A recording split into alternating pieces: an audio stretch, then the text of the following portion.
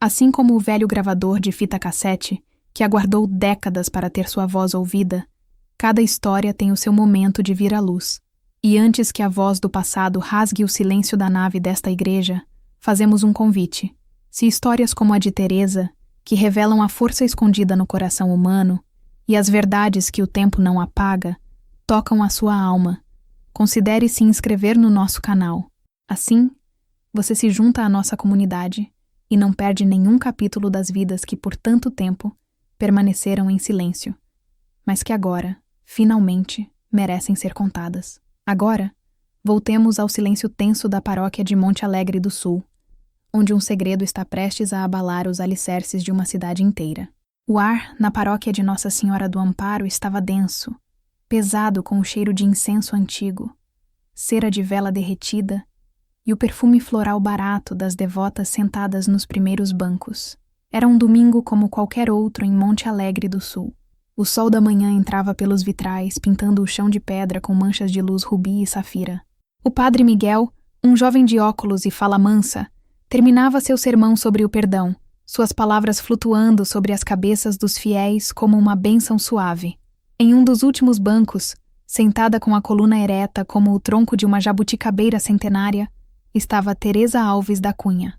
Aos 78 anos, seu rosto era um mapa de sulcos profundos, cada linha contando uma história de sol, de lágrimas e de uma resiliência teimosa. Ninguém notou quando ela fez um sinal discreto para o coroinha, um menino sardento que era seu bisneto. O garoto, com a cumplicidade de quem guardava o maior segredo de sua vida, acionou um pequeno aparelho de som escondido perto do altar, conectado ao sistema de microfones da igreja. O sermão do padre foi abruptamente cortado por um chiado agudo, um som de estática que fez a congregação se remexer, incomodada. Murmúrios se espalharam como fogo em palha seca. Problemas técnicos, irmãos, disse o padre Miguel, ajeitando os óculos. Mas não era um problema técnico. O chiado cessou, substituído pelo som inconfundível de uma fita cassete antiga sendo reproduzida. E então, uma voz masculina, embargada pela idade e pelo peso de uma culpa antiga, encheu cada canto da igreja. Era uma voz que os mais velhos ali presentes reconheceriam de um passado distante. Uma voz que deveria estar morta e enterrada há mais de 30 anos. Meu nome é Agenor de Matos. E eu fui o pároco desta cidade por 6 anos. Eu pequei. Pequei contra Deus e contra uma das filhas mais puras que esta terra já conheceu. Um suspiro coletivo percorreu a nave. Os rostos se viraram, procurando a fonte daquela voz fantasmagórica. Os olhos de Dona Eulália, a beata mais antiga da cidade, arregalaram-se em choque. O prefeito, sentado na primeira fila, endireitou-se, a boca entreaberta. Todos os olhares, um por um, convergiram para o fundo da igreja, para a figura imóvel de Teresa. Seus olhos negros e penetrantes não vacilavam. Eles encaravam o altar, mas viam muito além. Viam uma estrada empoeirada, uma promessa quebrada e o início de uma vida inteira de injustiça. A voz de Agenor continuou, trêmula, mas clara. Teresa Alves da Cunha, ela não me seduziu. Fui eu, seu guia espiritual, que a conduzia a um caminho de perdição.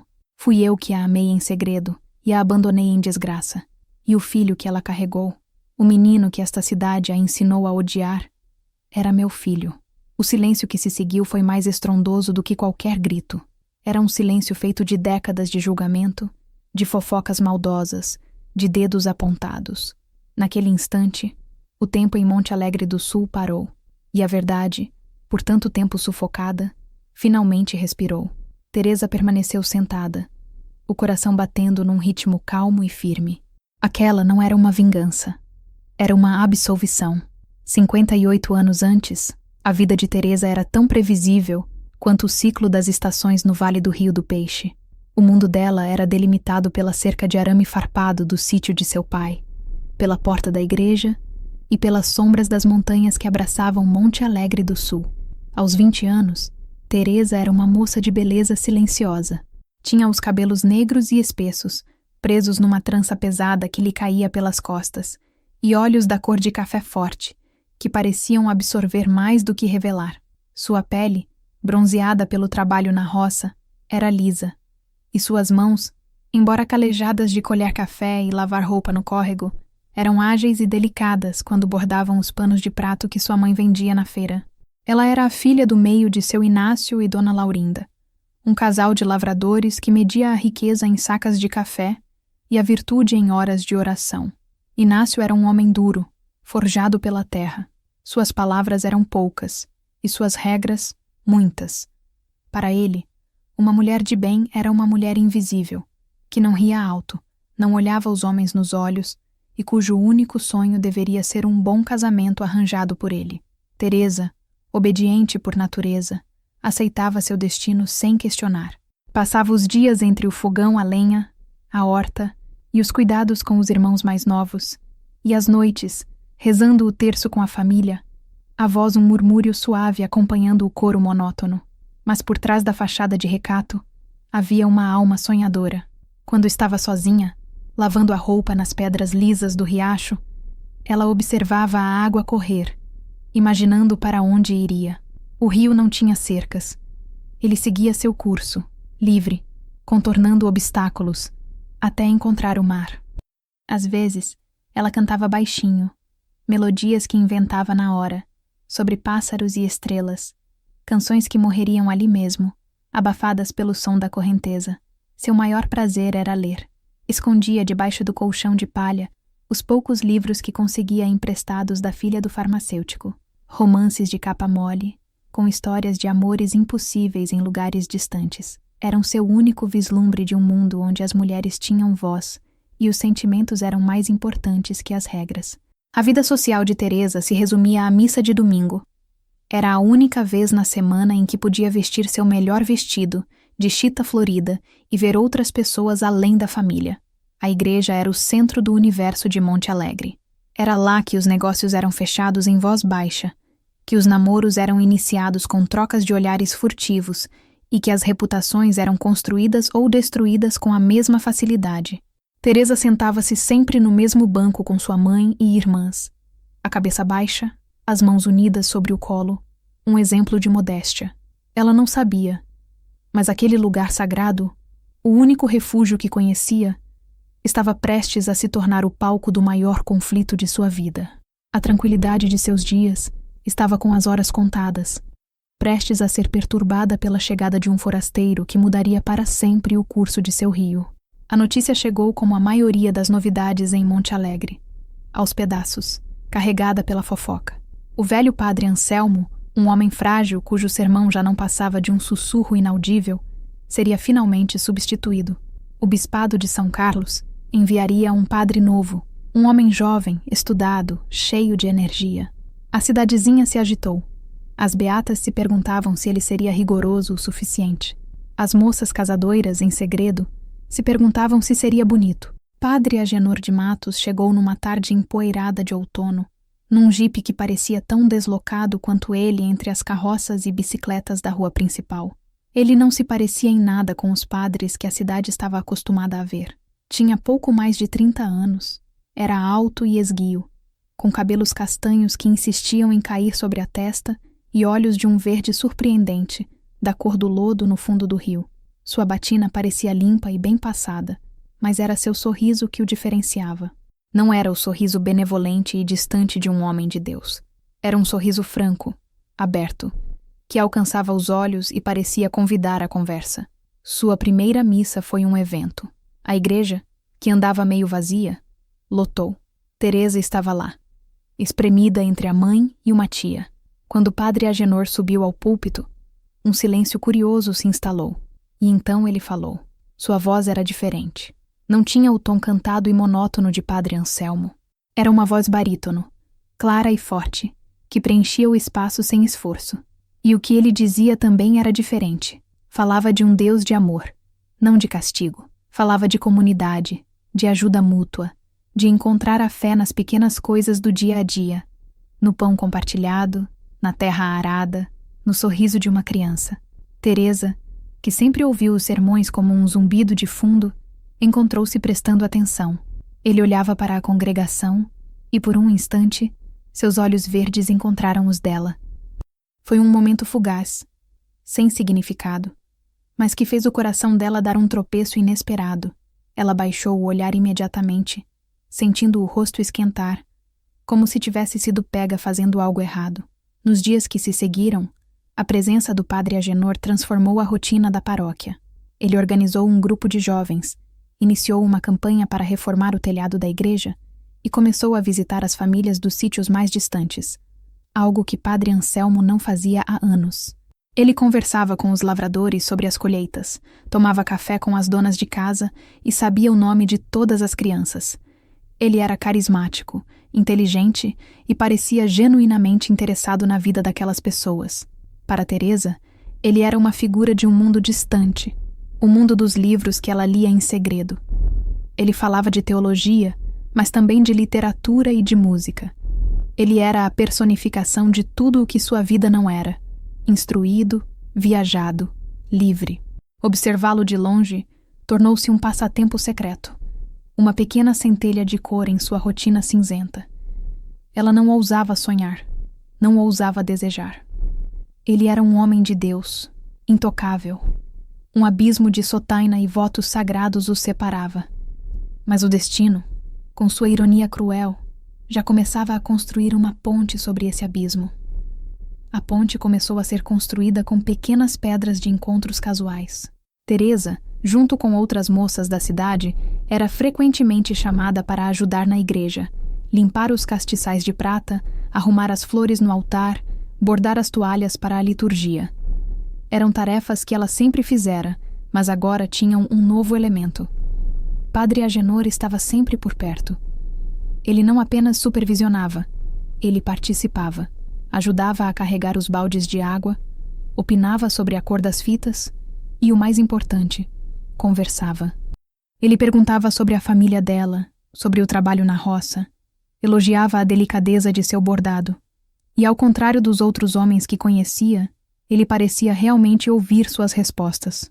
Certo dia, enquanto arrumavam o presépio para o Natal, ele a viu cantarolando baixinho enquanto ajeitava a manjedoura. "Que bela voz, Teresa!" ele disse, surpreendendo-a. "Você deveria cantar no coral."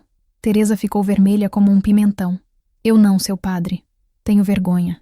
"Vergonha de um dom que Deus lhe deu?" Ele rebateu com um sorriso gentil. A fé não deve ser tímida. Ela não entrou para o coral, mas a semente da cumplicidade havia sido plantada. As conversas se tornaram mais frequentes, mais longas. Ele descobriu seu amor secreto pelos livros e começou a lhe emprestar alguns de sua pequena biblioteca pessoal. Eram livros de poesia, de filosofia, obras que abriam a mente de Teresa para ideias e sentimentos que ela nunca soubera nomear. Eles falavam sobre as histórias, sobre os personagens. E nessas conversas, ela se sentia, pela primeira vez na vida, vista como uma pessoa, e não apenas como a filha de Inácio. O confessionário tornou-se o santuário de sua ligação crescente. As confissões de Teresa, que antes eram uma lista apressada de pecados menores, um pensamento impuro, uma desobediência ao pai, transformaram-se em longos desabafos. Atrás da treliça de madeira, no escuro perfumado de madeira velha, ela falava de seus medos, de sua sensação de estar presa, de seus sonhos de conhecer o mundo para além das montanhas. E Agenor não a absolvia apenas. Ele a aconselhava. Sua voz, do outro lado, era um bálsamo. Ele a incentivava a não perder a esperança, a cultivar sua inteligência, a acreditar em seu próprio valor.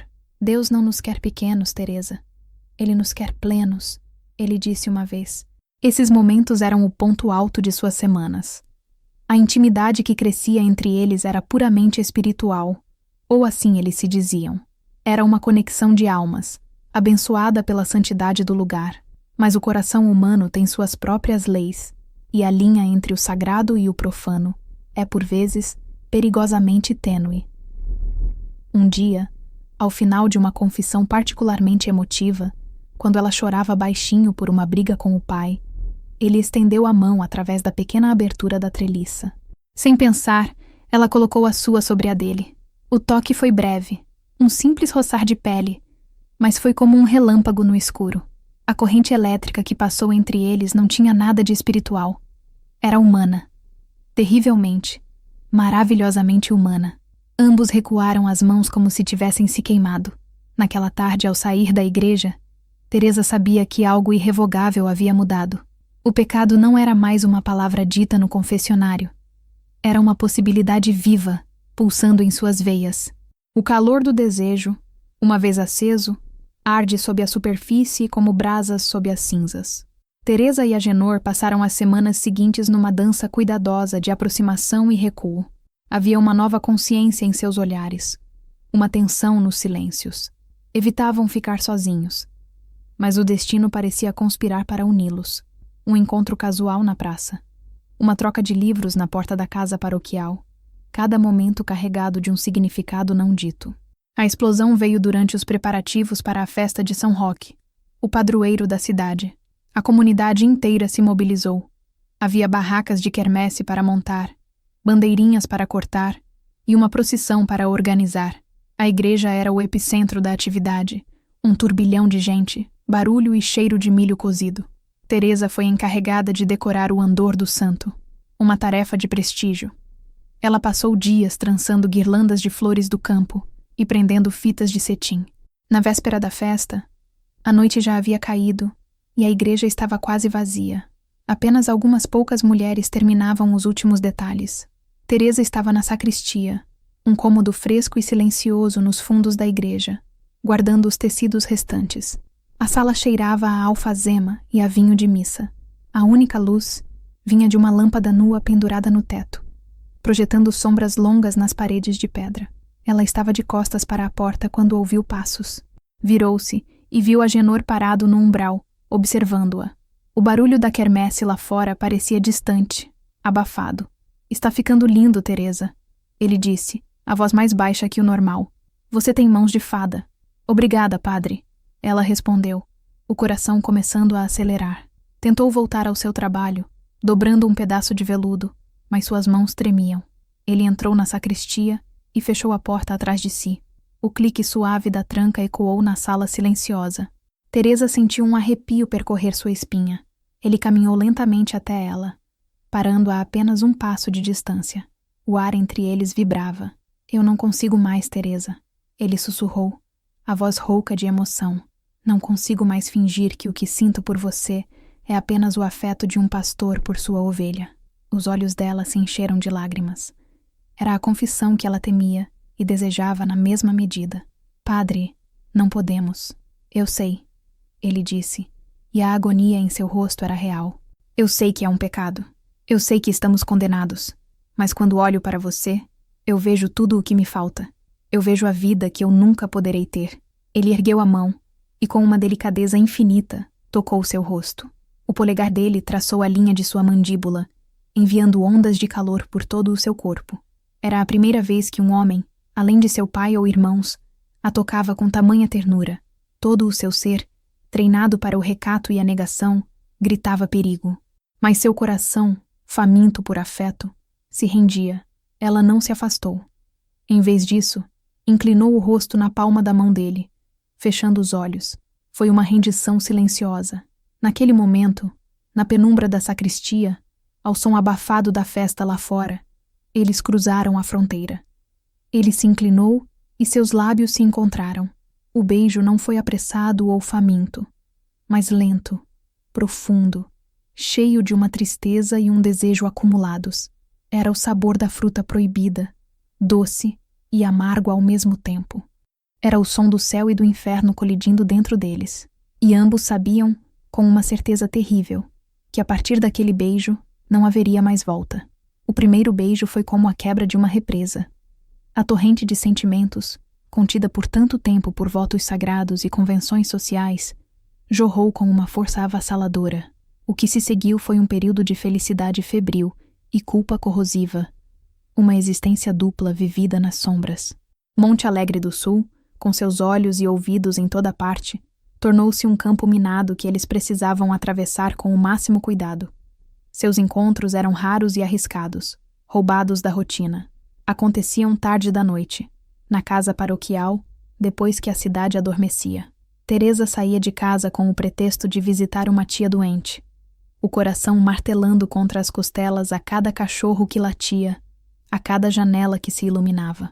Ela entrava pela porta dos fundos da cozinha, e nos braços de Agenor, o medo se dissolvia, substituído por uma sensação de pertencimento que nunca havia conhecido. Naqueles momentos, ele não era o padre, e ela não era a filha do lavrador. Eram apenas um homem e uma mulher. Ele tirava a batina, e com ela, o peso de seu ofício. Ele lia poesias para ela, a cabeça dela em seu colo, a luz do lampião lançando um brilho dourado sobre eles. Falavam de tudo, de seus sonhos de juventude, antes do seminário, dos desejos dela de viajar, de ver o mar. Naqueles quartos silenciosos, Teresa floresceu. Descobriu o prazer do corpo, mas mais importante, descobriu a alegria de ser ouvida, de ser valorizada. Agenor a tratava como uma igual. Admirava sua inteligência e incentivava suas opiniões. Pela primeira vez, ela se sentia completa, mas a luz do dia sempre trazia de volta a realidade. O medo da descoberta era um companheiro constante. Na igreja, durante a missa, eles mal se olhavam, mas a consciência da presença um do outro era uma corrente elétrica no ar. Cada olhar trocado em público era um risco, cada palavra, um código. A cidade, alheia ao drama, continuava a reverenciar seu padre e a ver Teresa como a moça recatada de sempre. A ironia era uma faca afiada no peito de ambos. A culpa era a sombra de sua felicidade. Para Teresa, cada beijo era um pecado mortal, uma traição a tudo o que lhe fora ensinado. Ela rezava fervorosamente, pedindo perdão a um Deus que, ela temia, já a havia condenado.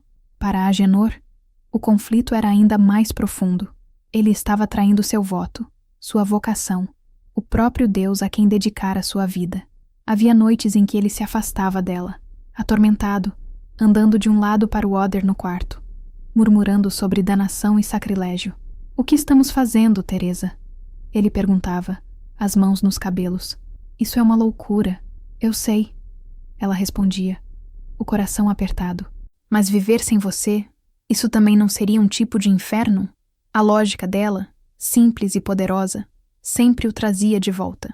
O amor deles era o seu pecado e a sua salvação, um oásis de vida num deserto de regras. Eles se agarravam um ao outro, sabendo que estavam construindo seu paraíso particular à beira de um precipício.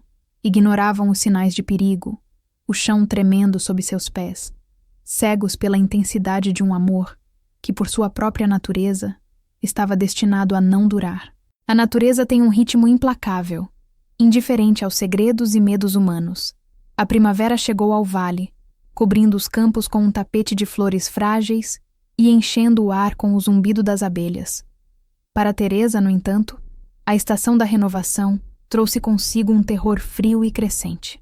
Seu ciclo, sempre tão regular quanto as fases da lua, falhou. A princípio, ela tentou ignorar.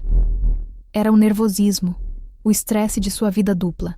Mas quando o segundo mês chegou e a ausência se confirmou, acompanhada por uma lassidão persistente e ondas de náusea pela manhã, a verdade se impôs com a força de uma rocha despencando. Ela estava grávida. A palavra ecoou em sua mente, um sino fúnebre para a vida que conhecia. Grávida. Solteira. E o pai era o padre da cidade. A enormidade da catástrofe a paralisou. Por dias, ela viveu numa névoa de pânico. O cheiro do café sendo torrado, que antes amava, agora revirava seu estômago. O trabalho na roça, sob o sol forte, a deixava tonta e exausta. Sua mãe, Dona Laurinda, notou sua palidez e falta de apetite. "O que você tem, menina? Parece que viu assombração", dizia, com uma preocupação que só aumentava a culpa de Teresa. Como ela poderia contar? Como poderia explicar a desonra que traria para sua família? A imagem do rosto de seu pai, Inácio, contorcido de fúria e vergonha, a assombrava. E a cidade? Ela podia ouvir os sussurros, sentir os olhares de desprezo. Seria marcada para sempre. Uma pária. A pecadora que corrompeu o homem de Deus. A tarefa mais difícil, no entanto, era contar a Agenor.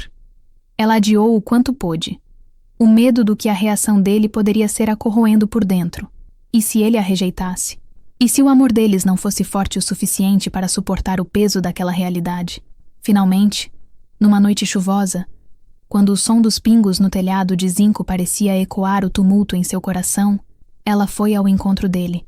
Encontrou-o lendo à luz de um lampião em seu pequeno escritório. O cheiro de livros velhos e chuva enchia o ar. Ele sorriu ao vê-la. mas o sorriso morreu em seus lábios quando viu a expressão no rosto dela. "O que foi, Teresa?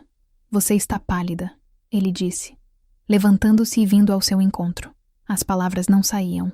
Ela apenas o encarou, os olhos cheios de um desespero mudo. Então as lágrimas vieram, silenciosas e quentes. Ele a abraçou, alarmado. "Pelo amor de Deus, fale comigo. O que aconteceu?"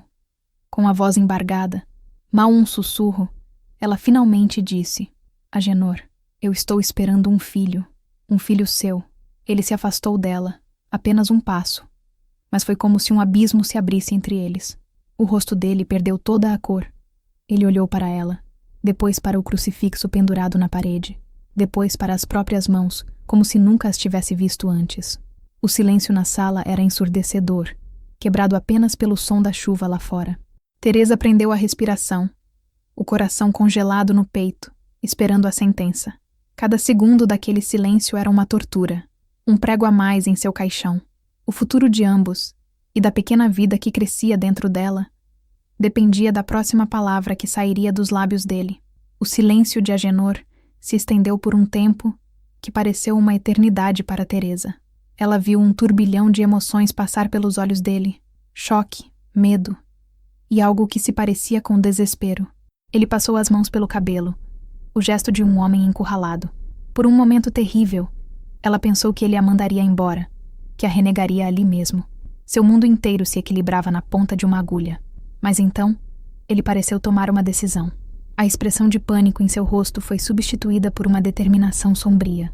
Ele se aproximou dela novamente, segurando seus braços com uma força que a surpreendeu. "Olhe para mim, Teresa", ele disse, a voz firme, embora ela pudesse ver o tremor em suas mãos. "Olhe para mim." Ela ergueu os olhos, as lágrimas ainda escorrendo pelo rosto. "Nós vamos resolver isso", ele declarou, mais para si mesmo do que para ela. "Eu não vou abandonar você, nem o nosso filho." Um soluço de alívio escapou dos lábios de Teresa. A esperança, que ela pensara estar morta, começou a pulsar novamente em seu peito. "Mas como, Agenor? Como?" ela perguntou, a voz fraca. Ele a guiou até uma cadeira e se ajoelhou à sua frente, segurando suas mãos. "Eu vou fazer a coisa certa. Vou escrever para o bispo. Vou confessar tudo. Vou pedir para ser dispensado dos meus votos. Eu vou deixar a batina, Teresa." As palavras eram tão chocantes, tão monumentais, que ela mal conseguia processá-las. Um padre deixando a batina era algo quase impensável, um escândalo de proporções gigantescas. "Você faria isso? Por mim?" Ela sussurrou incrédula. "Eu farei isso por nós", ele corrigiu, os olhos verdes fixos nos dela, ardendo com uma nova intensidade. "Eu amo você. Eu errei em pensar que poderia viver essa vida dupla. Esta criança, ela não é um erro. Ela é um sinal de que eu preciso escolher. E eu escolho você." Ele começou a traçar os planos, a voz ganhando confiança a cada palavra. Ele sairia da cidade, arrumaria um emprego em São Paulo, ou talvez Campinas. Assim que estivesse estabelecido, ele voltaria para buscá-la. Eles se casariam no civil, criariam seu filho longe dos olhares julgadores de Monte Alegre.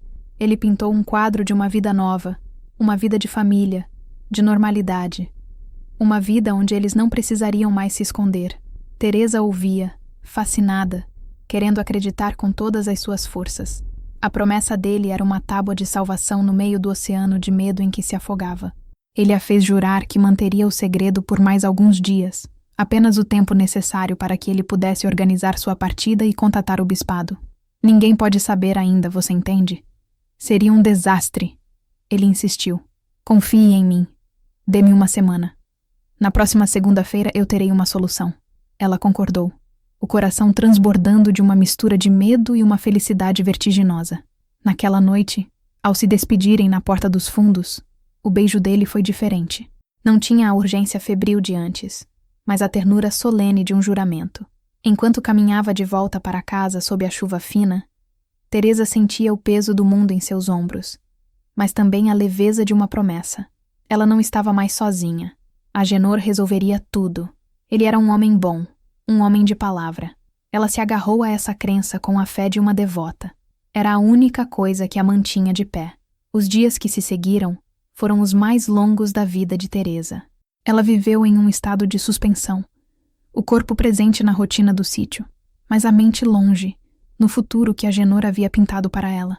Cada tarefa era executada mecanicamente. Alimentar as galinhas, capinar a horta, remendar as roupas. Ela se movia como uma sonâmbula, guardando seu segredo monumental no fundo do peito, um tesouro frágil e aterrorizante. Evitava os olhares da mãe. Respondia às perguntas do pai com monossílabos, temendo que seus olhos atraíssem, que a felicidade culpada que sentia estivesse estampada em seu rosto. A semana se arrastou. Quinta, sexta, sábado. No domingo, na missa, ela mal ousou olhar para o altar. A voz de Agenor parecia soar diferente, mais distante. Ele parecia pálido, tenso. Seus olhares não se cruzaram uma única vez. Ela disse a si mesma que era cautela. Ele estava protegendo-os. A segunda-feira, o dia da prometida solução, era a sua âncora. Finalmente, a segunda-feira amanheceu. O sol nasceu tímido, derramando uma luz pálida sobre o vale. Teresa acordou antes de todos, o coração uma mistura de ansiedade e expectativa. Ela esperou o dia inteiro por um sinal, uma mensagem, qualquer coisa. Olhava constantemente para a estrada poeirenta que levava à cidade, esperando ver a figura dele se aproximando. Mas as horas passaram, lentas e vazias. O sol atingiu o pico e começou a descer. E nada. O pânico começou a se instalar. Será que algo tinha acontecido? Será que ele estava doente? Ao anoitecer, incapaz de suportar mais a incerteza, ela inventou uma desculpa para ir à cidade. Disse à mãe que precisava levar um bordado para a esposa do farmacêutico. A cidade estava quieta. As luzes das casas começavam a se acender. O coração de Teresa batia descompassado, enquanto ela se aproximava da praça da igreja. De longe, ela viu um pequeno grupo de pessoas reunido em frente à casa paroquial, conversando em voz baixa. Eram as beatas de sempre, incluindo Dona Eulália, cujos olhos pequenos pareciam registrar tudo o que acontecia na cidade. Teresa se aproximou, tentando parecer casual. Foi então que ouviu fragmentos da conversa. Uma pena. Tão bom padre. Disseram que foi uma emergência de família. Lá para o sul, o bispado mandou avisar que foi transferido. Tão de repente, o chão pareceu fugir dos pés de Teresa. Transferido? Emergência de família? Não podia ser. Era um engano. Ela se aproximou de Dona Maricota, uma senhora mais gentil. Dona Maricota, o que houve? Estão falando do padre Agenor? A mulher se virou, o rosto uma máscara de piedade. Ah, minha filha, você não soube? O padre se foi. Partiu de madrugada antes do sol nascer. Deixou só um bilhete para o sacristão. Parece que a mãe dele está muito doente. Uma pena.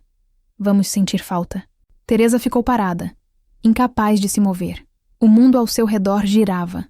As vozes das mulheres se tornaram um zumbido distante. Ele tinha ido embora, sem uma palavra para ela. Sem uma carta, sem um bilhete, sem um adeus. A promessa, o futuro que ele havia pintado, tudo se desfez em fumaça. Ele não tinha ido resolver as coisas. Ele tinha fugido dela, fugido do filho deles. Naquele momento, na Praça da Matriz, sob o olhar curioso das beatas, Teresa compreendeu a profundidade de sua solidão. Ele a havia abandonado. E ela estava sozinha, com um segredo que em breve não poderia mais esconder, e o peso de uma vergonha que seria só sua para carregar. O silêncio que ele deixou para trás era mais cruel do que qualquer palavra. A ausência de Agenor deixou um vácuo em Monte Alegre do Sul, rapidamente preenchido por especulações e fofocas. A história da mãe doente não convenceu a todos por muito tempo. As mentes mais maliciosas da cidade, lideradas pela língua afiada de Dona Eulália, começaram a procurar por um motivo mais escandaloso para a partida súbita do padre, e não demorou muito para que seus olhos se voltassem para Teresa. A transformação sutil em seu corpo, que até então passara despercebida, tornou-se o centro das atenções. A palidez, a cintura que perdia a forma, o jeito como ela às vezes levava a mão ao ventre. Os sussurros começaram nos cantos da igreja, na fila do armazém, nas varandas das casas ao entardecer. No início, eram apenas insinuações, olhares de soslaio que a seguiam pela rua, mas à medida que sua barriga se tornava uma curva inegável sob o vestido solto, Os sussurros se tornaram acusações abertas. A filha de Inácio, com o padre, imagine só a desvergonha. Seduziu o homem de Deus, a serpente. Teresa se tornou uma prisioneira em sua própria casa. Parou de ir à cidade, de ir à missa. O mundo dela se encolheu aos limites do sítio, mas nem ali estava a salvo. A vergonha era uma nuvem tóxica que pairava sobre a família. Dona Laurinda chorava pelos cantos, rezando terços intermináveis. Os irmãos mais novos não entendiam, mas sentiam a tensão. E seu Inácio? Ele se fechou num silêncio duro e ameaçador, como uma tempestade se formando. A tempestade desabou numa tarde quente e abafada. Ele a encurralou no terreiro, enquanto ela estendia a roupa no varal. O rosto dele era uma máscara de fúria contida. "É verdade o que andam dizendo?" Ele perguntou, a voz baixa e cortante como uma lâmina. Teresa não respondeu. Apenas baixou a cabeça, o silêncio sendo sua confissão. A mão de Inácio se ergueu, e por um instante, ela pensou que ele a bateria com o punho fechado, mas ele não o fez. Em vez disso, ele puxou do bolso o terço de madeira escura que sempre carregava. Com uma fúria fria, ele a açoitou nos braços e nas costas com as contas do rosário. Não foi um espancamento brutal. Foi algo pior. Foi um ato ritualístico, uma punição simbólica e humilhante. Cada golpe era acompanhado por uma palavra. Prostituta. Tac. Herege. Tac. Desonrou o nome desta família. Tac. Teresa não gritou. Recebeu os golpes em silêncio, as lágrimas escorrendo pelo rosto. A dor física nada comparada à dor em sua alma. Quando ele terminou, jogou o terço no chão. "Você não é mais minha filha", ele disse, as palavras frias como pedra. "Arrume suas coisas. Não quero mais vê-la debaixo do meu teto. A partir de hoje, para esta família e para esta cidade, você está morta." Dona Laurinda tentou intervir, mas um olhar do marido a calou. Naquela noite, com uma pequena trouxa de roupas e o pão que sua mãe escondera para ela, Teresa foi expulsa de casa. Enquanto caminhava pela estrada de terra, deixando para trás a única vida que conhecia, a lua cheia iluminava seu caminho. Ela estava sozinha, grávida e desonrada. As mesmas pessoas que a viram crescer agora lhe atiravam pedras de julgamento, e o homem que lhe prometera o mundo a havia deixado para enfrentar o apedrejamento sozinha.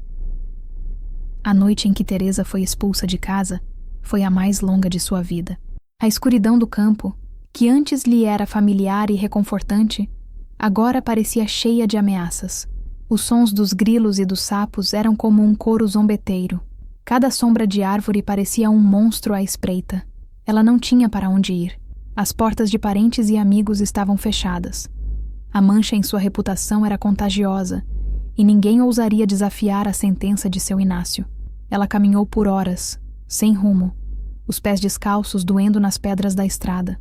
O peso da trouxa em suas costas era nada comparado ao peso em seu coração.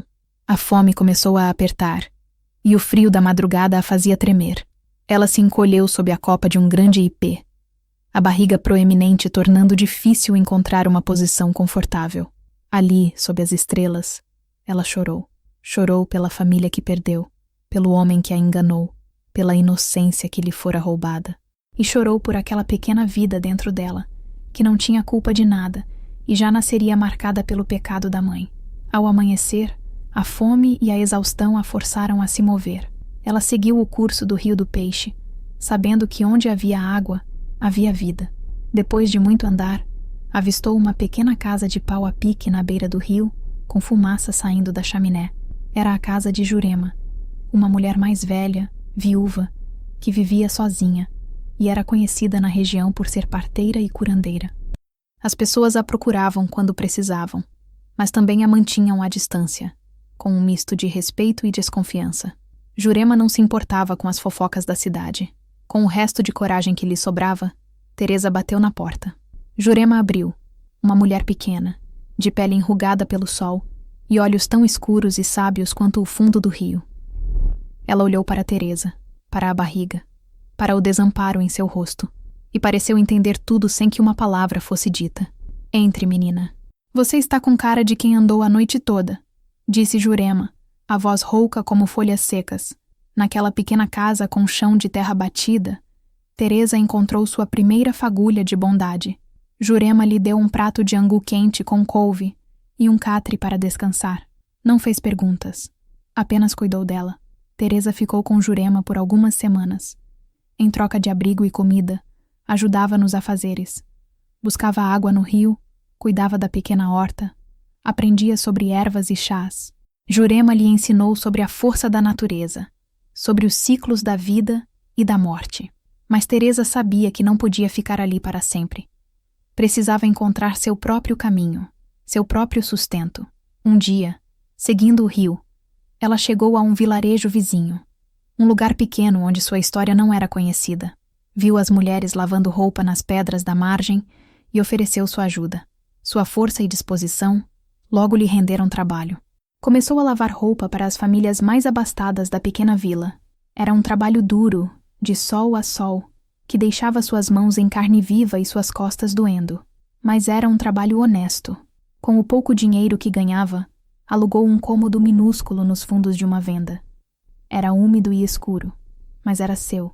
Era o primeiro lugar que podia chamar de lar. Ali, deitada em sua esteira, sentindo o filho se mexer dentro dela, Teresa começou a reconstruir sua vida. Uma peça de roupa lavada de cada vez.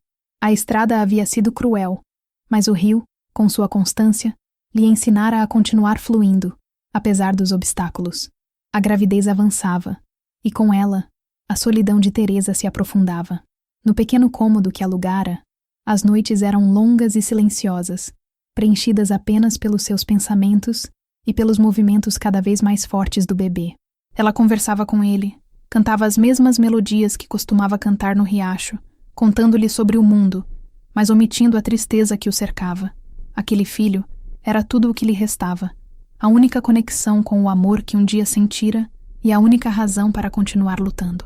Quando as dores do parto começaram, numa noite de tempestade, ela estava sozinha.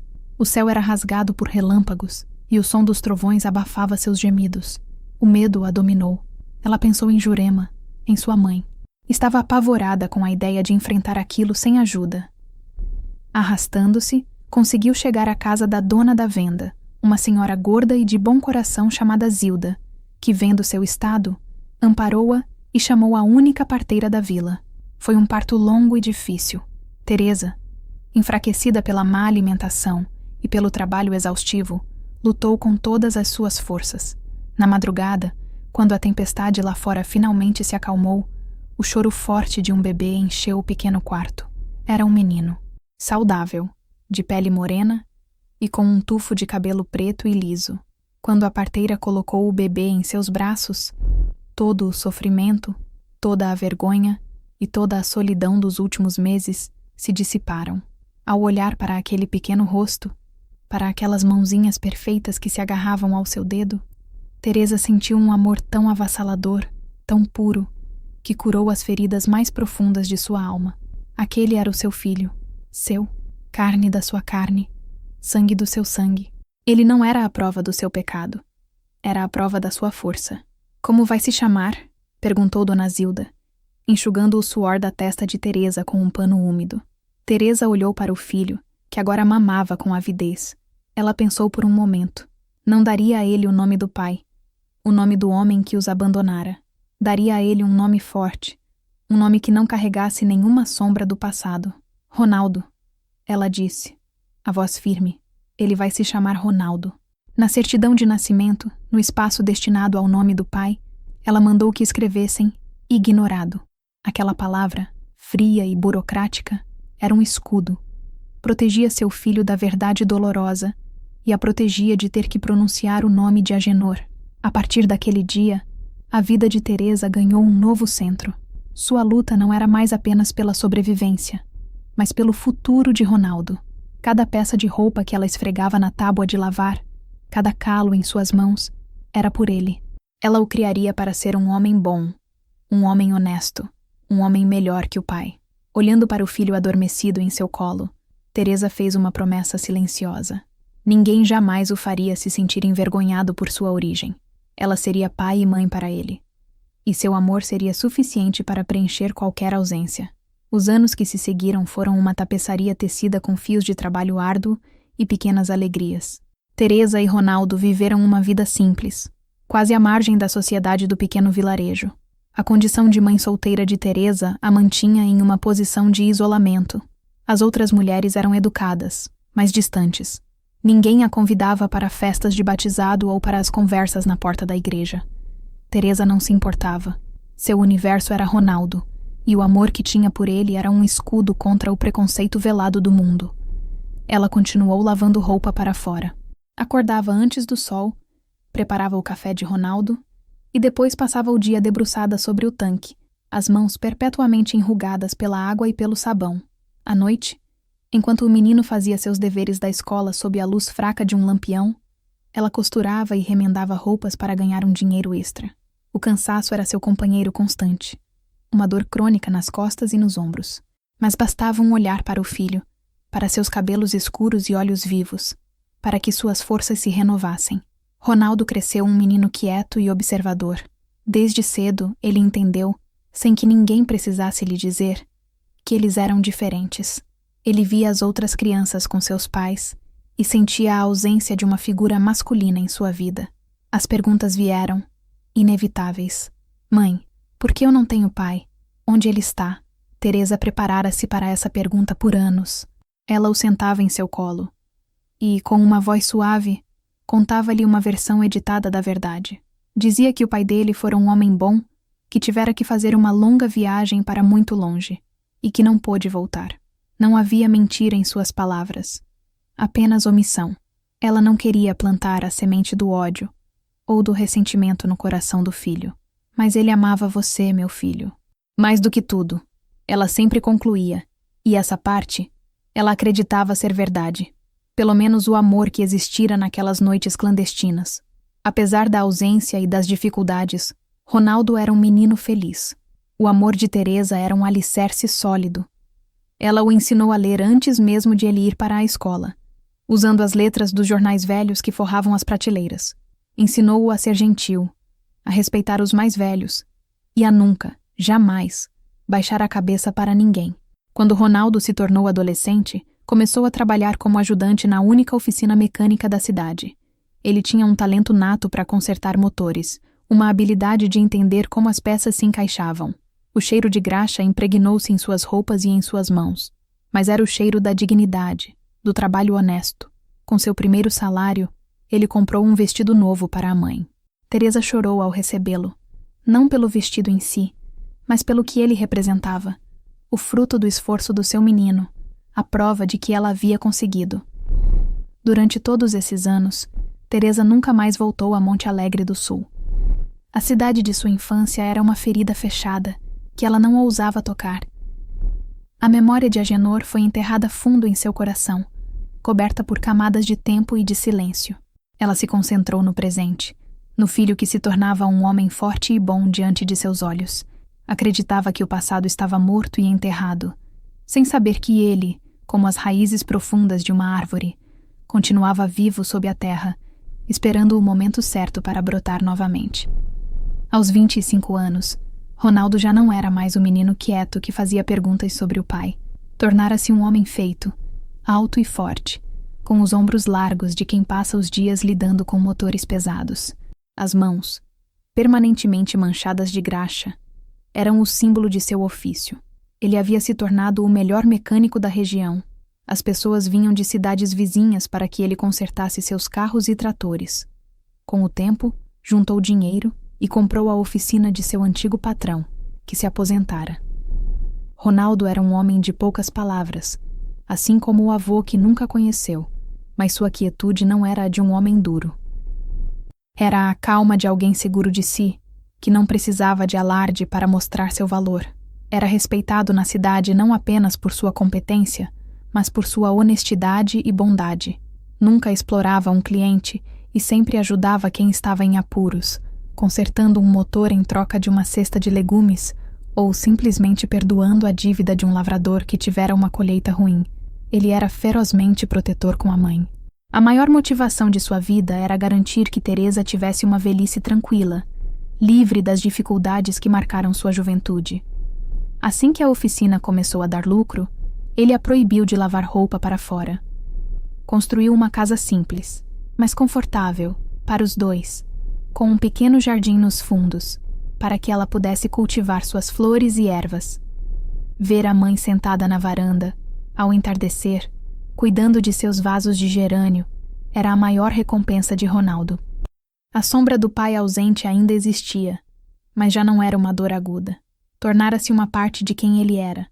Uma pergunta sem resposta com a qual aprendera a conviver. Ele via o sacrifício da mãe, a força com que ela o criara sozinha. E isso bastava. O amor dela preenchera todos os vazios. Foi nessa época que ele conheceu Lúcia, a filha do dono da padaria. Uma moça alegre, de sorriso fácil e olhos brilhantes, que não se importava com as mãos sujas de graxa dele, nem com o fato de ele não ter um sobrenome paterno. O namoro deles foi simples e sincero, construído em conversas na praça e passeios de domingo. Lúcia admirava a devoção que Ronaldo tinha pela mãe. E Teresa, por sua vez, viu na moça um coração bom e a promessa de felicidade para seu filho. Quando Ronaldo pediu Lúcia em casamento, Teresa sentiu uma onda de emoção. Seu menino, o bebê que ela embalara em um quarto úmido e escuro, estava construindo sua própria família. Na festa de noivado, simples e íntima, ela observava Ronaldo e Lúcia, de mãos dadas, rindo. Sentiu um orgulho profundo. Ela havia conseguido, contra tudo e contra todos, criar um homem de bem. O passado, com suas dores e segredos, parecia finalmente ter perdido seu poder sobre ela. A vida era boa, tranquila. A felicidade de seu filho era a sua própria felicidade. Teresa acreditava que os fantasmas de Monte Alegre do Sul haviam sido exorcizados para sempre. Ela estava enganada. O passado não estava morto. Estava apenas adormecido, esperando por um carteiro para despertá-lo. A carta chegou numa manhã de terça-feira, trazida pelo carteiro em sua bicicleta barulhenta. Era um envelope amarelado pelo tempo, com um selo de Campinas. O nome do destinatário estava escrito em uma caligrafia trêmula, quase ilegível: Teresa Alves da Cunha. Fazia anos que Teresa não recebia uma carta que não fosse uma conta, ou um cartão de Natal de um parente distante de Lúcia. Ela pegou o envelope, o coração dando um salto inexplicável. Havia algo de estranho naquele endereço, naquela caligrafia. Sentou-se na cadeira de balanço na varanda, as mãos tremendo levemente enquanto abria o envelope com um grampo de cabelo. Dentro, havia uma única folha de papel de caderno, dobrada em 4. A caligrafia era a mesma do envelope, a de alguém velho ou doente. Ela começou a ler: Minha cara Teresa. Apenas essas 3 palavras foram suficientes para fazer o ar faltar em seus pulmões. Ela conhecia aquela forma de tratamento, aquela maneira de escrever. Era a letra de Agenor. 30 anos haviam se passado, mas ela a reconheceu instantaneamente. O chão da varanda pareceu balançar sob seus pés. Se esta carta chegou até você, é porque a minha coragem finalmente venceu o meu medo e a minha vergonha. Não sei se você ainda vive, ou se me perdoou, ou se apenas me amaldiçoou todos os dias de sua vida. Eu mereceria qualquer uma dessas coisas. Eu sei que já é tarde demais para pedir perdão, pois o mal que eu lhe fiz não tem conserto, mas eu preciso vê-la. Uma última vez. A carta continuava, explicando em poucas linhas o que havia acontecido. Ele contava que, depois de fugir de Monte Alegre, viveu uma vida de penitência e solidão. Havia deixado a batina, como prometera, mas não pela razão que ela imaginava. Fora consumido pela culpa e pelo remorso. Vivera de pequenos trabalhos, mudando de cidade em cidade, um fantasma de si mesmo. Agora, estava velho, doente, e vivendo num pequeno quarto nos fundos de uma capela desativada em Campinas. Estou no fim da minha jornada, Teresa. E antes de me apresentar a Deus, preciso olhar nos seus olhos e tentar reparar, ainda que minimamente, a injustiça que cometi. Há algo que preciso lhe entregar, algo que lhe pertence por direito. Por favor, venha. O endereço está no verso. Teresa leu a carta 3 vezes, as palavras se embaralhando diante de seus olhos marejados. Agenor, vivo e querendo vê-la. Uma torrente de emoções conflitantes a invadiu. Raiva pela covardia dele, mágoa pelo abandono, mas também, para sua própria surpresa, uma ponta de curiosidade, de compaixão por aquele homem que descrevia uma vida de miséria. O que ela faria? Poderia simplesmente queimar a carta, apagar aquele fantasma para sempre. mas algo a impedia. A frase "algo que preciso lhe entregar" ecoava em sua mente. O que poderia ser? Naquela noite, ela não conseguiu dormir. O passado, que ela pensara estar enterrado, exumara-se com a força de um furacão. Pela manhã, tomou uma decisão. Contou a Ronaldo que recebera notícias de uma prima distante que estava doente em Campinas e precisava de uma visita. Era uma mentira fraca, mas Ronaldo, acostumado à discrição da mãe, não questionou. Apenas se ofereceu para levá-la. "Não precisa, meu filho. Eu pego o ônibus. É coisa rápida", ela disse. No dia seguinte, Teresa embarcou no primeiro ônibus para Campinas. Não sabia o que esperava encontrar, nem o que diria. Sabia apenas que precisava ir. Precisava encarar o fantasma de seu passado, de uma vez por todas. O endereço em Campinas a levou a um bairro operário, de ruas estreitas e casas gastas. A capela desativada era um prédio triste, com a pintura descascada e os vitrais quebrados. Nos fundos, havia uma pequena construção, um anexo com uma única porta e uma janela. Era ali. O coração de Teresa batia forte contra as costelas. Ela respirou fundo e bateu na porta. A porta se abriu com um rangido, e um homem apareceu no umbral. Por um momento, Teresa não o reconheceu. O homem à sua frente era uma sombra do padre Agenor que ela conhecera. Estava encurvado, magro a ponto de parecer um esqueleto, e a pele de seu rosto era amarelada, repuxada sobre os ossos. Os cabelos, antes castanhos e cheios, agora eram raros e completamente brancos, mas os olhos ainda eram os mesmos. Verdes, mas agora turvos, afundados em órbitas escuras e cheios de uma dor antiga. "Teresa", ele sussurrou, a voz um sopro rouco. Ela apenas assentiu, incapaz de falar. Ele a convidou a entrar. O quarto era minúsculo e pobremente mobiliado. Uma cama de ferro, uma pequena mesa com uma cadeira e uma prateleira com alguns livros. O ar cheirava a mofo e a remédios. Ele se sentou na cama com dificuldade e apontou para a cadeira. Eles ficaram em silêncio por um longo tempo, apenas se observando através do abismo de 30 anos. Foi ele quem o quebrou. "Você veio", disse ele, um sorriso fraco e triste tocando seus lábios. "Eu não achei que viria." "Sua carta dizia que era importante", respondeu Teresa, a voz mais firme do que se sentia. "Sim, é", ele disse tossindo, uma tosse seca e profunda que o sacudiu inteiro. "Teresa, não há um dia sequer, nesses 30 anos, que eu não tenha pensado em você, no que eu fiz. Eu fui um covarde, o pior dos covardes. O medo me consumiu, medo de perder minha posição, medo do escândalo, medo de não ser homem o suficiente para cuidar de vocês." Ele falou por quase 1 hora, a voz falhando às vezes, mas com a urgência de quem sabe que tem pouco tempo. Contou sobre sua fuga, sobre a vida miserável que levou, sempre olhando por cima do ombro, sempre assombrado pela culpa.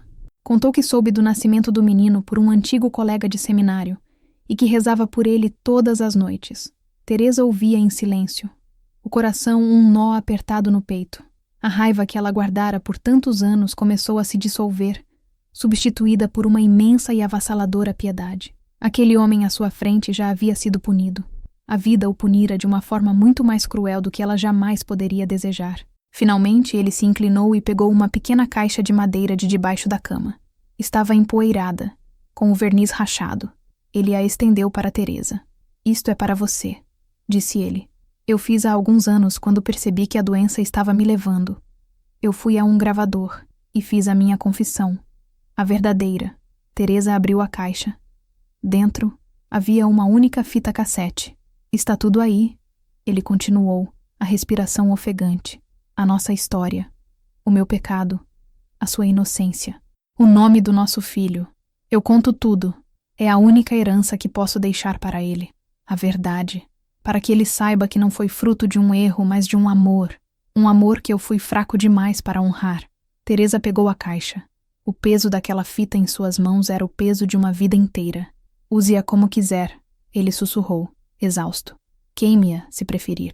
Mas saiba que no final, eu tentei fazer a coisa certa. Tarde demais. Eu sei." Ele se deitou, fechando os olhos. Teresa ficou ali por mais alguns minutos, observando o homem que fora o grande amor e a grande ruína de sua vida. Não havia mais nada a ser dito. Ela se levantou, colocou a caixa em sua bolsa e saiu do quarto, fechando a porta suavemente atrás de si. Ao caminhar de volta para a rodoviária, o sol da tarde parecia diferente.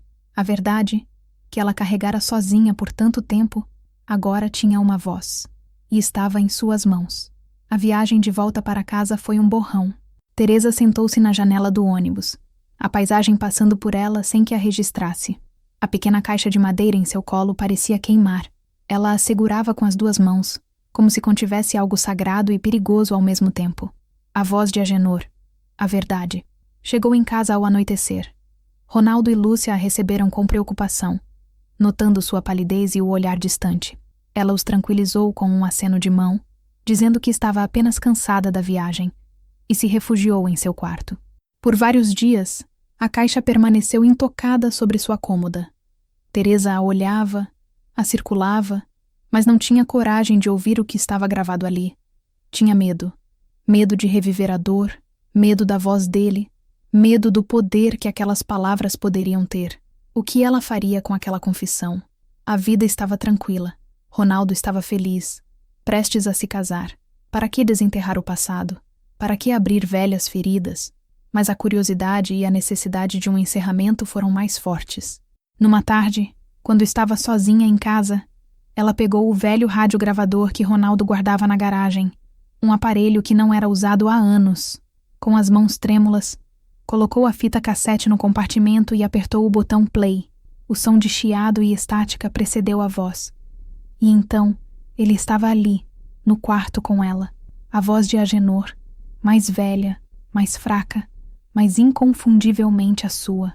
Meu nome é Agenor de Matos. Teresa fechou os olhos e ouviu. Ouviu a história deles contada pela perspectiva dele. Ouviu-o descrever o primeiro dia em que a viu na igreja, o crescimento de seu afeto, a luta contra seus votos. Ouviu a culpa em sua voz quando descreveu o beijo na sacristia e as noites clandestinas. Ouviu o pânico quando soube da gravidez e a covardia que o levou a fugir. E pela primeira vez, ela ouviu o seu nome e o de seu filho pronunciados por ele com um amor e um arrependimento que rasgaram sua alma.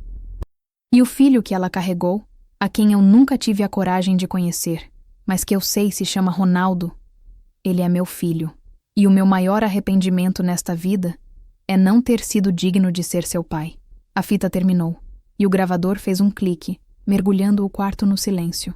Teresa estava paralisada, as lágrimas escorrendo silenciosamente pelo seu rosto enrugado. Ouvir a história, contada em voz alta, deu-lhe uma nova perspectiva. Não era apenas a sua história de vergonha, era também a história dele, de fraqueza e arrependimento. Ela não sentia mais raiva, nem mesmo pena. Sentia uma paz estranha, a paz que vem com a compreensão total de um evento que moldou sua vida. A verdade não era mais um fardo apenas seu. Agora, estava contida naquela pequena fita de plástico, uma prova tangível de sua inocência e de sua luta. Por anos, Teresa guardou a caixa no fundo de seu guarda-roupa, debaixo de uma pilha de lençóis bordados. Era seu segredo, sua posse mais preciosa e terrível. A verdade estava ali, adormecida, esperando. Teresa não sabia se um dia a usaria. Por enquanto, bastava saber que ela existia. A justiça, ainda que tardia e silenciosa, estava em suas mãos. Os anos continuaram a passar, suaves e previsíveis como o rio que corria perto da cidade. Ronaldo e Lúcia se casaram, e logo a casa se encheu com a risada de seu neto, Tiago. Teresa se tornou a vó T, uma figura central e amada na pequena família que ela, com tanto custo, construiu. Sua vida era plena. O sítio que Ronaldo comprara para ela, um pouco afastado da cidade, era seu refúgio. Passava os dias cuidando do pomar, das galinhas e contando histórias para o neto. A caixa com a fita continuava guardada. Um artefato de uma outra vida, quase esquecida. Ela já estava com 78 anos. As dores no corpo eram mais frequentes. E os passos, mais lentos. Mas a mente continuava afiada. E o coração, sereno. Ela acreditava que levaria seu segredo para o túmulo. Não havia mais necessidade de perturbar a paz. O gatilho que a fez mudar de ideia foi um evento pequeno, quase insignificante. Foi durante a festa junina da escola de Tiago. Teresa estava sentada em um banco, observando o neto, de 8 anos, dançar a quadrilha, o rosto pintado com sardas falsas, a alegria pura da infância. 2 mulheres que ela não conhecia sentaram-se no mesmo banco e começaram a conversar, sem notar sua presença. Eram de Monte Alegre do Sul, visitando parentes. O nome de sua cidade natal a fez aguçar os ouvidos. Elas falavam sobre os velhos tempos, sobre as famílias, sobre as fofocas que atravessavam gerações. E então, uma delas mencionou a velha história da moça que engravidou do padre. Dizem que o filho dela mora por aqui, disse uma. Um mecânico. Criou o rapaz sozinha, a coitada. Mas a vergonha nunca apaga, não é? Pobre moço. Crescer sem pai e com uma mãe daquelas. A outra concordou com um aceno de cabeça. Uma pecadora.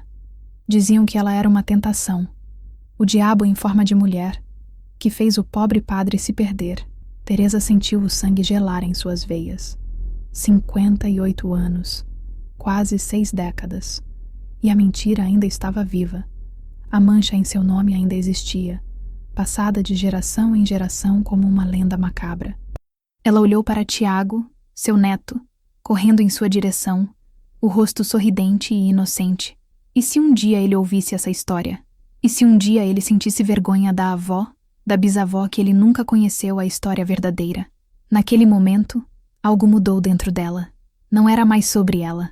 Não era sobre vingança contra Agenor ou contra a cidade. Era sobre seu filho. Era sobre seu neto. Era sobre a verdade. A mentira que a perseguiu por toda a vida não morreria com ela. Ela não permitiria que a história fosse contada da forma errada para sempre. A injustiça, que ela aprendera a suportar em silêncio, de repente se tornou insuportável. A força que a manteve de pé durante décadas de exílio e trabalho duro reacendeu-se com um novo propósito. Ela se levantou, pegou na mão de Tiago e foi para casa. Naquela noite, pela primeira vez em muitos anos, ela abriu o guarda-roupa e pegou a pequena caixa de madeira. A poeira que a cobria era a poeira do tempo, do silêncio. Era hora de limpá-la. Era hora de a verdade ser ouvida. Não por ódio, mas por amor. Pelo direito de sua família a uma história limpa. Uma história verdadeira. A decisão, uma vez tomada, deu a Teresa uma clareza e uma determinação que ela não sentia há anos. No dia seguinte, ela se vestiu com seu melhor vestido, prendeu os cabelos grisalhos num coque firme e pegou o ônibus para Monte Alegre do Sul. Era a primeira vez que voltava à cidade de sua juventude em quase 60 anos. A cidade havia mudado, mas não tanto. Havia mais carros, algumas lojas novas, mas a Praça da Matriz, a igreja, as ruas de paralelepípedos, tudo parecia congelado no tempo. Ela caminhou lentamente até a casa paroquial. Cada passo era uma memória, um fantasma. O novo pároco era o Padre Miguel, um jovem que mal devia ter a idade de seu neto. Era neto do antigo sacristão, um homem bom que sempre a tratara com gentileza, mesmo nos piores dias. Talvez por isso Teresa sentiu que podia confiar nele. Ela foi recebida em um pequeno escritório que cheirava a livros e café. Padre Miguel a ouviu com paciência e atenção, os olhos castanhos expressando uma compaixão crescente à medida que Teresa, com uma calma impressionante, contava sua história pela primeira vez em voz alta para um estranho. Ela não chorou, não vacilou, apenas relatou os fatos, a verdade nua e crua. Ao final, colocou a pequena caixa de madeira sobre a mesa. "O que eu peço, padre, não é vingança", disse ela, a voz firme. "É a verdade. Esta igreja foi o palco da minha condenação. Eu gostaria que ela fosse o palco da minha absolvição." Ela explicou seu plano. Queria que a fita fosse tocada durante a missa de domingo. Padre Miguel ficou chocado. Era um pedido sem precedentes. Algo que ia contra todos os protocolos da liturgia. Poderia causar um escândalo. Dividir a comunidade. Ele hesitou. O conflito visível em seu rosto. "Dona Teresa, eu entendo sua dor, mas isso é irregular." "Irregular foi o que fizeram comigo", ela respondeu sem alter-se. "Irregular foi o silêncio desta igreja por 60 anos enquanto uma mentira destruía a minha vida. A verdade pode ser irregular, padre, mas ela nunca é errada. O Senhor prega sobre perdão e justiça todos os domingos. Eu lhe peço que pratique o que prega." As palavras dela, diretas e poderosas, atingiram o jovem padre. Ele olhou para o rosto enrugado de Teresa, para a dignidade em seus olhos, e viu a força de uma mulher que carregara um fardo inimaginável. Ele pensou em seu avô, que às vezes contava, com tristeza, a história da moça injustiçada. Após um longo silêncio, ele assentiu. Está bem, Dona Teresa. Que a vontade de Deus e a busca pela verdade sejam feitas. Eles combinaram os detalhes. O bisneto dela, Tiago, que era coroinha, ficaria responsável por operar o aparelho de som no momento combinado. Ninguém mais saberia. Naquele domingo, Teresa sentou-se no último banco da igreja. Seu coração não estava acelerado de medo, mas batia num ritmo calmo. O ritmo de quem está prestes a cumprir uma missão longamente adiada. Ela olhou para os rostos na congregação. Viu os filhos e netos daqueles que a haviam condenado. Viu Dona Eulália, agora uma velhinha encurvada, mas ainda com os mesmos olhos de julgamento. Ela não sentia ódio, apenas uma profunda e melancólica necessidade de paz. A paz que só a verdade poderia lhe trazer. Quando o sermão do Padre Miguel chegou ao fim, ela fez o sinal para Tiago e esperou. O clique final do gravador foi seguido por um silêncio profundo, um vácuo sonoro que parecia sugar todo o ar da igreja. A voz de Agenor, vinda do passado, pairou sobre a congregação como um espectro. Ninguém se moveu. Ninguém ousou respirar. Os rostos estavam congelados em máscaras de choque, vergonha e incredulidade. Os olhos de Dona Eulália estavam arregalados, a boca aberta num "o" silencioso. O prefeito olhava para o chão, como se o mármore polido contivesse todas as respostas. Então, lentamente, Teresa se levantou. O som de seus sapatos no chão de pedra foi o único ruído a quebrar o silêncio. Com a coluna ereta e o queixo erguido, ela caminhou pelo corredor central. Não olhou para os lados, mas sentia os olhares sobre ela. Não eram mais os olhares de desprezo e acusação de antigamente. Eram olhares de assombro, de respeito, de uma vergonha que não era dela, mas deles. Ela saiu da igreja para o sol forte da manhã. O ar lá fora parecia mais limpo, mais leve. Seu filho Ronaldo e seu neto Tiago a esperavam na praça. Ronaldo, a quem ela contara tudo na noite anterior, tinha os olhos vermelhos, mas um pequeno sorriso no rosto. Ele a abraçou, um abraço apertado, cheio de 60 anos de palavras não ditas. Estou orgulhoso de você, mãe, ele sussurrou em seu ouvido.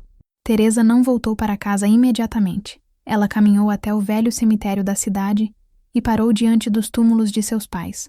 Olhou para as lápides de pedra, os nomes gastos pelo tempo. Acabou, pai, acabou, mãe, ela disse baixinho. Não para eles, mas para si mesma. Agora posso ter paz. Hoje, a vida de Teresa segue seu curso tranquilo no sítio rodeado de jabuticabeiras. As árvores que ela mesma plantou são como ela, de tronco forte, raízes profundas, e que mesmo depois de invernos rigorosos, continuam a dar frutos doces.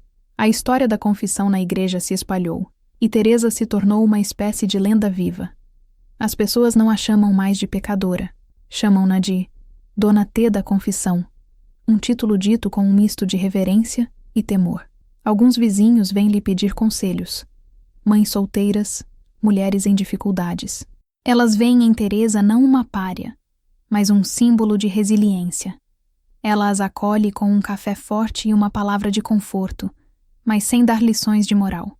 Ela sabe que a vida é mais complexa do que os rótulos de pecado e virtude. Às vezes, sentada na varanda ao entardecer, com o neto Tiago brincando no quintal, ela pensa em Agenor, pensa no amor, na fraqueza e no arrependimento dele. Ela o perdoou há muito tempo.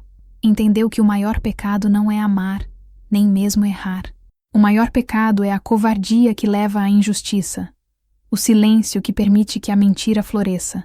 Ela quebrou o silêncio, e ao fazê-lo, não apenas libertou a si mesma, mas também deu à sua família a herança mais valiosa de todas, uma história verdadeira. Olhando para as jabuticabeiras escuras, polvilhadas de flores brancas que prometem a próxima safra, Teresa Alves da Cunha sorri. A paz, finalmente, tinha o sabor doce e familiar dos frutos de seu próprio quintal. A história de Teresa Alves da Cunha, a T da Confissão, é um lembrete poderoso de que toda vida carrega um segredo e toda verdade.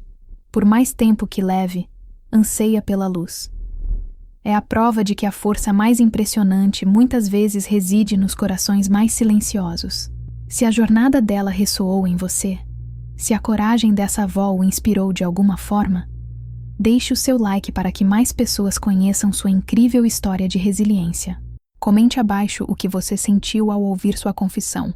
E claro, se você ainda não faz parte da nossa comunidade, se inscreva no canal para continuar descobrindo as histórias que se escondem nos rincões da alma humana e que merecem, acima de tudo, ser contadas.